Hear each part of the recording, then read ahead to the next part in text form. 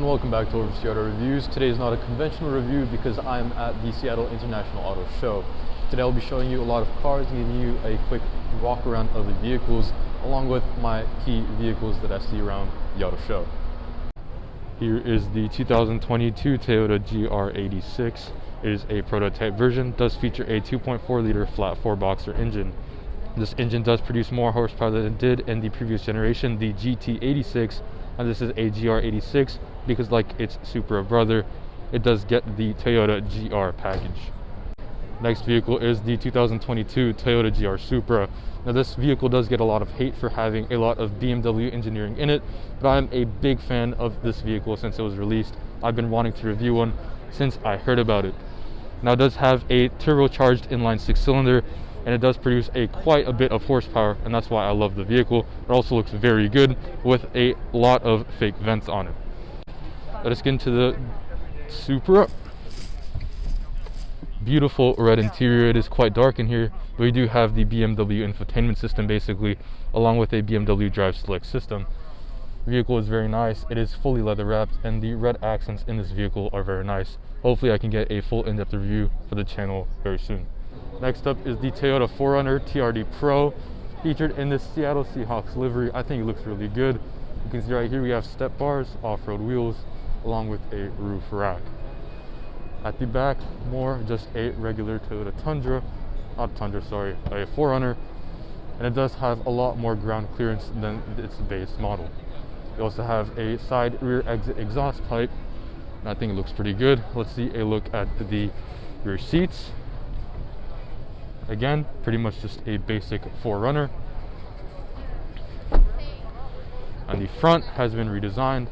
It does look good. Sadly, the gear knobs have been taken off as this is a display vehicle, but overall it does look very good. You also have a carbon fiber panel, and you have aluminum on this side over here. Next is the Toyota Tundra. This is not a TRD Pro, but it does have some TRD options like this side step bar right over here. You have the base model wheels, and it does have this very beautiful looking green color. In person this is deeper, but on video it does come off a bit lighter. You have a 5.7 liter V8 underneath this hood like you always have, and the interior is also the same as it always has been. 2022 and 2023 will feature a brand new roof design, so I'd hold off if you are planning on buying this vehicle. Here we have the all-new redesigned 2022 Toyota Tundra. This is the 1794 edition. I'll have to look up what that means. If you know what it means, drop a comment below. This is locked as this is a prototype vehicle, but let's give you a quick glimpse of what is in the interior. Sadly, the rear windows have been tinted, so I can't give you the impressions of what the rear seats look like. Coming out the back, it does feel a lot larger than the previous generation Toyota. You have these relatively wide wheels. They have the aluminum finish on them. Coming back, these taillights remind me of the Hyundai Palisade, but overall it is good. The Tundra logo has been embedded into the trunk lid itself. You also have chrome step bars on the bottom along with the tow hook over there. The overall proportions of the vehicle are quite nice. This is definitely now a large full-size pickup. The paint on this isn't my favorite, but it doesn't look bad, especially with the metallic finish on it.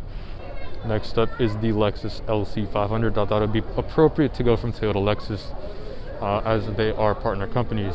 This does feature a 5-liter V8, and it does have a very peculiar red line that everyone loves to bang off while driving. The vehicle does start at $93,000. It does have a very beautiful interior. The wheel and the dash also resemble the Lexus LFA, which is very legendary as for supercar terms. Here is the rear end view on that LC500. I think it looks very beautiful. Next would be the Lexus RC350 F Sport, and this is one of my favorite body lines from Lexus aside from the LFA and the LC. We got pretty much the same interior as they all have been. You can see that digital display. It does look very good. Lexus is definitely a very good luxury Japanese automaker. Here is that brand new Lexus IS350 redesigned especially for the 2021 and 22 model years, and it looks very gorgeous. Let me take a look at that interior. red leather, brand new infotainment system, well, kind of. You also get a digital display along with infotainment system and the beautiful looking clock in the back. Rear seats were no exclusion. They do look a bit tight. I'm gonna have to do a full review on this vehicle to give you the full impressions. Next to the Lexus fleet, we've got the line of BMWs. What I'm surprised to see here is that they have the plug-in hybrids, which I don't see many of on the road, mainly because they look like the regular vehicles. Here is the 2022 BMW 530xe sedan, and I think it looks really good, especially in this color. It's a bit flashy, but I think it works for what this is. Really beautiful interior, BMW steering wheel. Looks like the one off the M8, and it does say M in here, even though it's not an M car. Beautiful wood on the center console.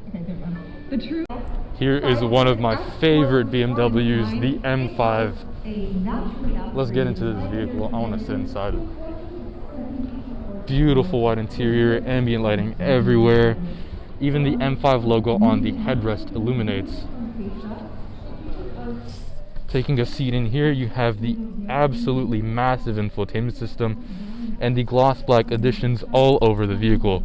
Even the speakers in this, made by Bowers & Wilkins, light up. Goes to show how much BMW is stepping up their game. Here we have the 2021 BMW M8 Competition. I was going to review a vehicle in person, but someone actually bought it before I get to it. This does have the carbon ceramic brake options, which do give you golden brake calipers along with these competition wheels. I absolutely love the way this vehicle looks. You also have a carbon fiber option, which does give you these carbon fiber fins along with the carbon fiber wing mirrors, which do look really good. You have a red paint exterior. You also have the same size wheels in the rear, since this is four-wheel drive with the X-Drive system. You can actually put this into two-wheel drive in the Sport Plus setting. You also do have the carbon fiber rear deck light spoiler, and it does say M8 Competition at the rear. You do have these same carbon fiber diffuser at the rear, along with the quad exhaust tips, which are finished in black. These look phenomenal. Overall, an absolutely stunning BMW vehicle. Not my favorite type of vehicle, as it is a cabriolet or a convertible, since it's an American car. We do have the 2021 Mustang GT. Now, it is a GT, so I know it sounds good. I've reviewed one on the channel. I actually put a pop-up on the top right. This happens to be the 10-speed, and it looks very good, especially with this brand new red interior. I did film a review on the regular Mustang Mach-E, but here is the Mach-E GT, which does feature these very beautiful looking wheels. They remind me of the M8 Competition wheels. Front end is a bit more aggressive with more black accents and more aero intake to cool the batteries and add aerodynamics. The best thing about the vehicle is probably the door handle, which you can't open because the vehicle is locked. This is a prototype vehicle. Mustang Shelby GT500. Most special thing about this vehicle is the engine, which is supercharged, and these carbon fiber wheels along with these expression Brembos. Interior is pretty much just another Mustang, except you do have a Alcantara wheel. You also have a rotary dial instead of the 10-speed joystick like you have in the regular Mustang. You also have gauges and a carbon fiber dash. I got tired of the blogging method, so I'm going to have a solution for that. Here we have the 2022 Ford Ranger Lariat. Looks pretty good, especially in this yellow. You can also see the utilities on his. We have Yakima roof racks along with a Yakima tent, which, if you see from here, it goes all the way up. You have a ladder. It's been closed off because of the event. The vehicle has a price of $45,000, as it is spec'd over here. It has a basic interior for my taste. Let's take a view of these rear seats as well. Legroom looks pretty tight. This is a really small truck, so I can't really blame it for that. Here we have the 2021 Ford Bronco. This is the Outer Banks, a midline edition. You can see they have frameless doors, which is a nice option, and the roof also retracts. So it is a vertically opening convertible top, not like the Jeep Wrangler I reviewed. I'll put a link to that. It'll have a little bender in the top, but interior wise, it doesn't look too bad. Lots of plastic, but that is because it is an outdoorsman vehicle. This does have the 10-speed automatic transmission, which does shift really good. I know Ford is very well introduced with their transmission, as the 10-speed Mustang is pretty much the king of roll races, as the transmission just shifts so well. Let's take a look at these rear seats. Again, flameless doors, which is nice. The interior is blue. Relatively good fan of these blue seats. I think black would work better with the outdoorsman feel, as gray can get dirty quite easily.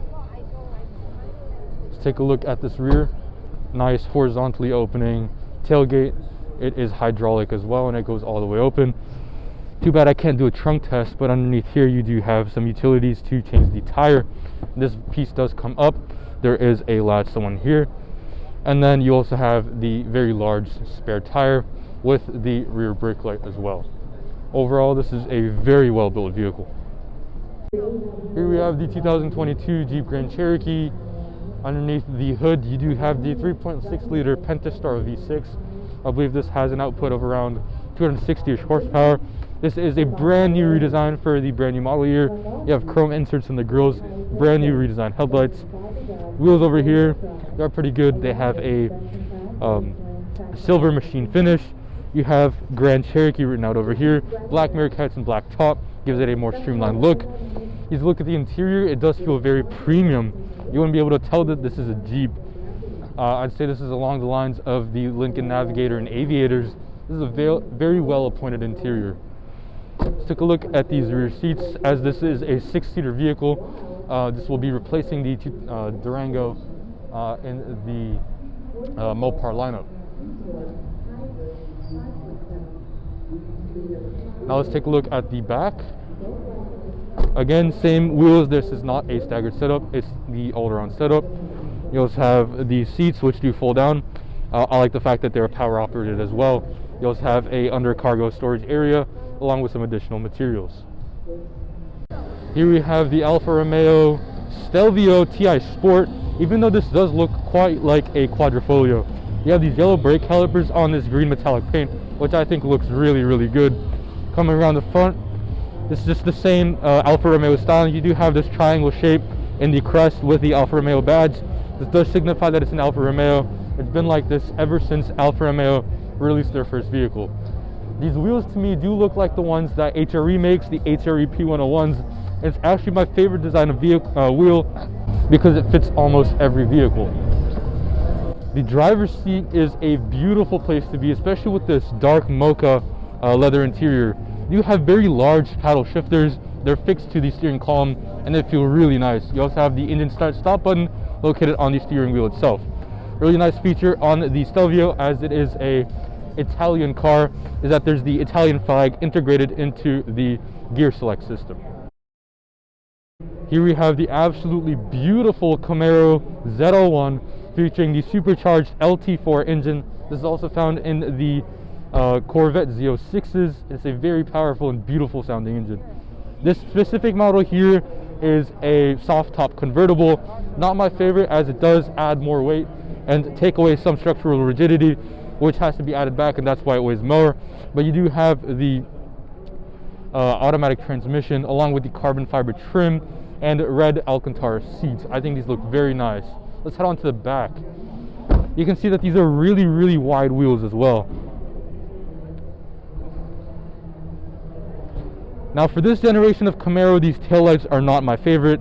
The generation before this did have my favorite design of taillights after, obviously, the 1969 Camaro itself. You also have very large quad tips, 2 tips on each side. These look marvelous as well. Here's the 2022 Subaru WRX. It's gotten a lot of hate because it looks like a Honda Civic. Now this is the upgraded version. It is a WRX, and it does have the upgraded Recaro seats. These look really good. You have the CVT automatic transmission. Forget that, go with the 6-speed manual. You also have the entirely leather wrapped steering wheel, which is really good. You also have a vertical screen hosting the infotainment system. I did recently review a WRX. That was a 2021 model year, and I think that was a spectacular vehicle. Rear seats in this are also not too bad. Coming on to the rear end, this is where a lot of the controversy was, especially with these taillights, which do look like the 2022 Honda Civic ones. I can see it giving a lot of hate because the previous generation looked better, like this STI right over here. I do prefer that look, but I think this is a way forward. I think if Subaru can fix their rear design with the STI, they might be able to redeem themselves with the WRX. Here's the Porsche Taycan, one of my favorite electric vehicles. In fact, this is the only electric vehicle I'd recommend anyone to buy if they have the money, obviously. If you don't have the money, go with the Mustang Mach-E. But here we have a brand new Porsche Tradition. You do have the drive select system on the dashboard itself. You have a flat bottom steering wheel and 2 cup holders which are illuminated. You also have a screen on here which does turn on when the vehicle turns on. Leather seats, obviously, it's a Porsche. Let's come on to the rear seats. You have these elevated door handles which I think are really nice, feel really good to open. You have some relatively tight back seats, but this is a Porsche nonetheless, so I can't really hate on it. Let's go on to the rear end. You have the complete light bar, which does come all the way around. This trunk is propped open by the manufacturer, so I won't touch it. One note thing is that the Porsche detail does have some technological design running through it. I think it looks great. A really good electric catch here is the Audi RS e-tron GT. Front end styling is really nice. This is all electric. You have the beautiful Audi headlights. These will play a design once you start the vehicle. You have these turbofan looking wheels, like similar to the ones in the B8.5 Audi RS5. You have the electric charging port over here. You also have vents to allow air to run through the vehicle, gliding it and propelling it forward in the vehicle. The vehicle is locked as this is a prototype vehicle. You can see some of the inside, it does look very good. Rear windows are tinted, so they do reflect quite a bit. Coming on to the rear end, you have this big Audi RS e-tron badge along with the huge light bar. You also have a spoiler which does pop out at certain speed to provide both downforce and braking ability. Here's the Acura TLX. This is not an A-spec, but I think it looks really good. You have these really large wheels. I think they look really good on this gray paint.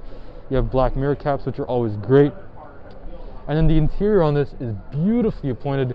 You have this little horizontal screen running on the dashboard. You also have the fully leather wrapped steering wheel along with this redesigned infotainment cluster area. I think it looks really good. Let's see how these rear seats fit me. Now, considering the fact that this seat is relatively far back, the driver's seat, I sit in it relatively comfortably. I can't say the same for my head because it just hit the top as I sat in. The leather in this feels really nice, almost like the Honda Accord Touring Edition, but overall I'd say it's really comfy. The seats are considerably small considering the fact that this is a sedan, but I do like the way this vehicle sits and looks. Here's the Kia Carnival. Now, to you this might look like your average minivan, but this is no average minivan. Now, these seats are actually leather. You have 2 full-size screens right over here for your children. You also have a Access home style outlet along with the 12-row cigarette lighting port. You also have a tray on the bottom to store things. Now, you can also move these seats. For demonstration purposes, the manufacturer has locked them, but these do swivel and turn around, and these are really, really nice seats. Let's show you that back area real quick.